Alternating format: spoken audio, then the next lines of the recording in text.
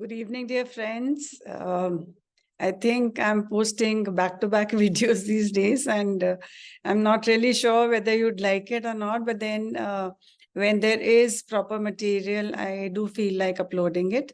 So, welcome to Eloquent English Enterprise once again.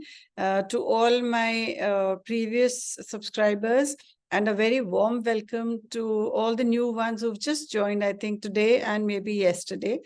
So it's very heartening to see that my little bit of talent is so very well appreciated. Thank you so much for being over here. So today I'm here with a video presentation on integration of technology in the educational scenario. And because it's going to be long, I think I'll start off with my sharing at the earliest. So here we go. This is my little presentation. I'll just take a minute to get it on road. It's gone. Yeah. So here we are. This is integration of technology in the classroom. All right. So before we get on to this, a very short little introduction. We all know that technology is something which is a scientific means of making our lives a little comfortable.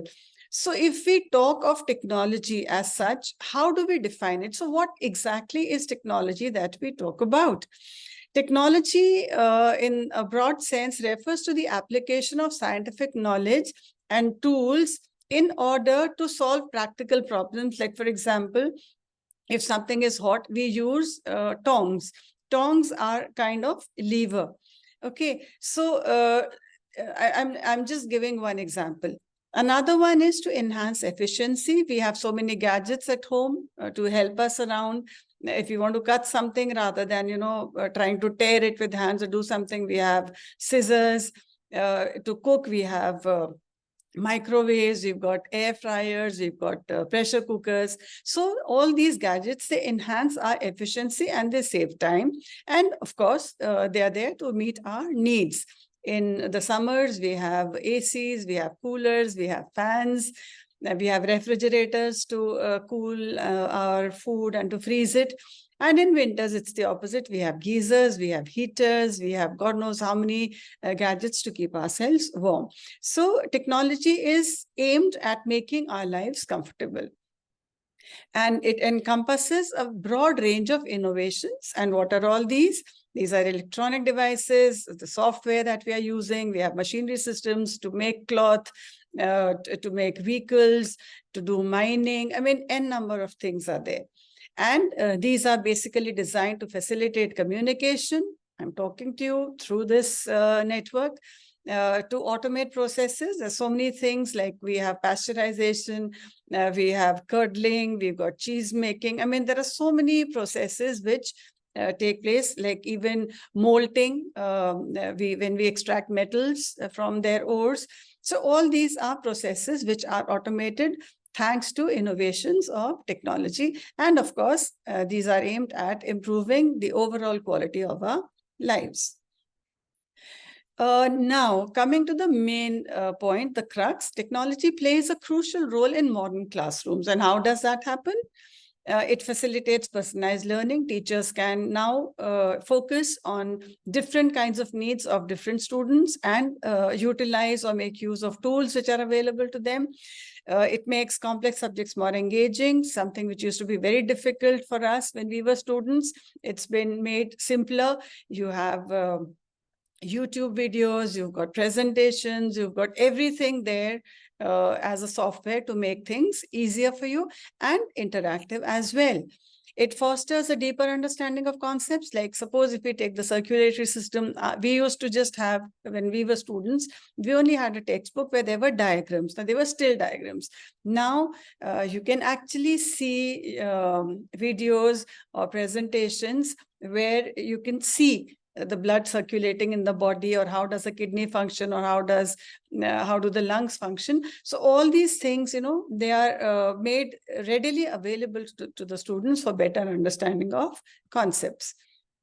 Collaboration is promoted because we have all these gadgets, we have laptops, we have phones, we've got smartphones where children can sit together, or even if they are not sitting together, even if they are scattered into far off places, they can collaborate and complete a project.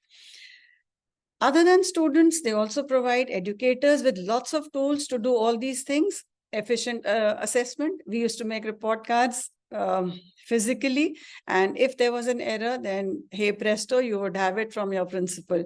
So, and then erasing and all that, it was such a tough task. But today you have a spreadsheet and a Google worksheet where you just feed in your data once. That's one time kind of a job, and then anything and everything can be done. Your attendance, your totaling of marks, the percentage, calculating the ranks of children, everything is done in a jiffy. This also gives you data after having board exams, who scored the most in a particular subject, or how many children scored 100 in a particular subject. So all this data is so easily made available to you through our technology.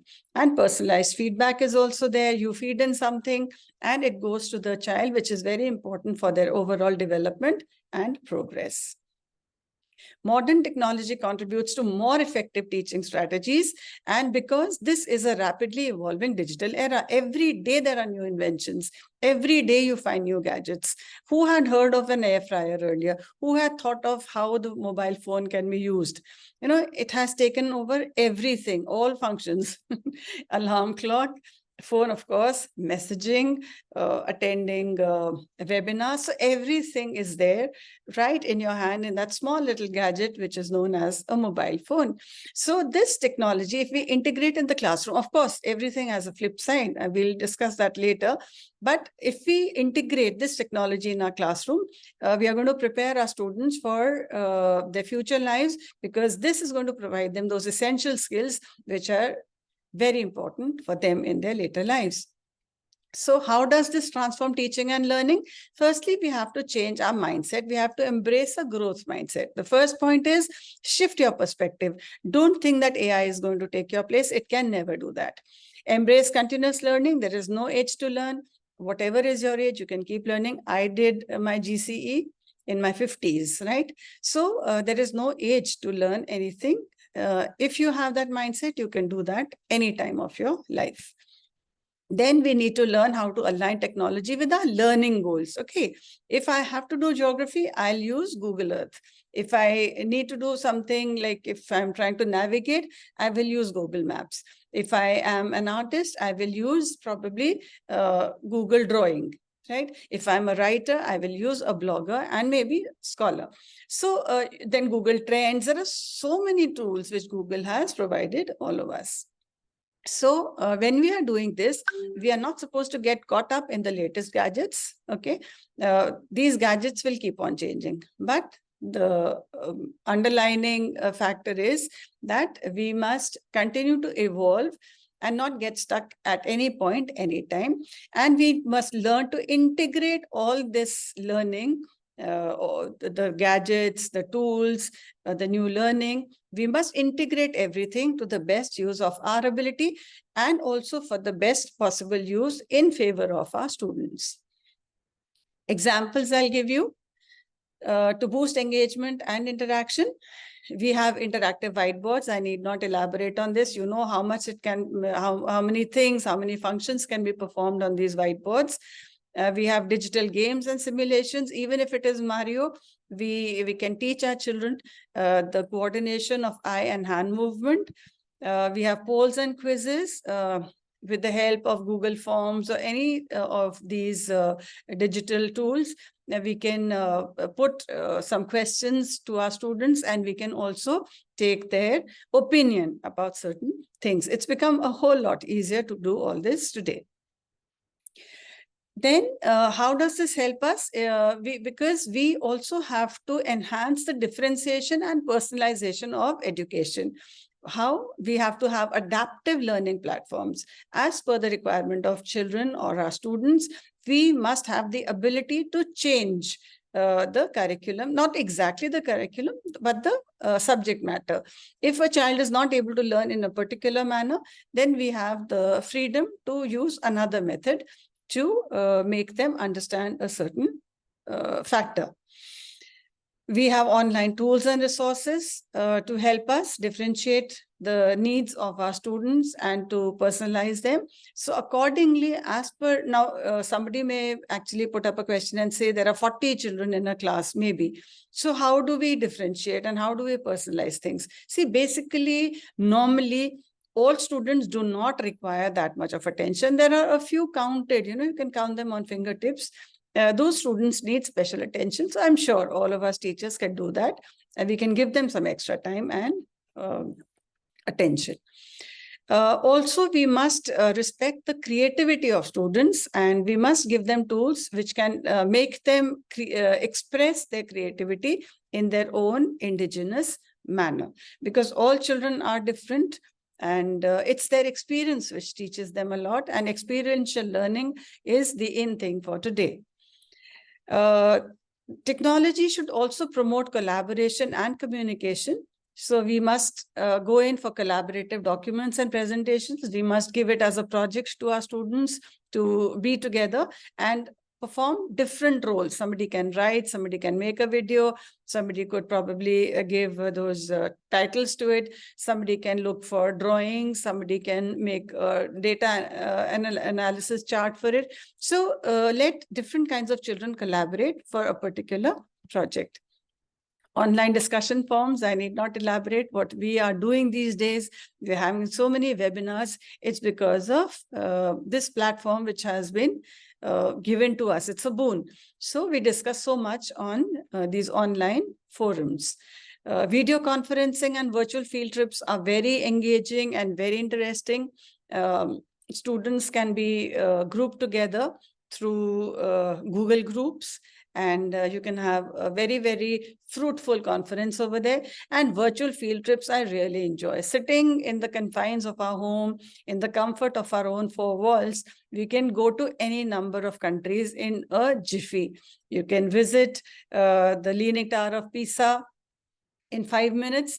And then on the other hand, you may even go diving into the Andamans, right? So these virtual field trips are very refreshing and enlightening. So we must make use of Google Earth, Google Maps, all of these in order to enjoy these kinds of experiences. And always remember that however great AI can be, it will never ever replace the teacher, because teachers are amazing, and students very soon get to know that whatever they can do, but they will never ever get a good replacement for a nice and humane teacher.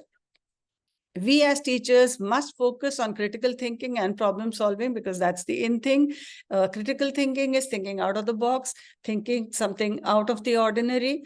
We must inculcate the spirit of inquiry in our students. We must make them reflect and analyze the situation before coming up with an answer, or maybe with some kind of inference. We must also teach them how to adapt to a certain situation, and of course collaborate, because that is mandatory for them to do. They have to collaborate with their clients all over the world. So they must be put into that kind of practice right from the very beginning, so that they do not feel the discomfort of collaborating in the later times of their lives. We must also promote digital citizenship amongst our children. They are making use of technology, but they must be aware of the hackers around them and the disadvantages of being too much on online, that is. So we must teach them how to protect their privacy when they are online. Indigenous and very intelligent use of internet should be taught to them. How do we integrate technology effectively in the classroom? We have to be very careful while planning. It has to be done after a lot of thoughtful, the implementation has to be very thoughtful. And we as teachers must have a strong commitment to continuous learning. Because if we have to teach new things to children, we have to evolve ourselves also as teachers. So if we do this, we'll be able to transform the classroom into a very dynamic and stimulating environment.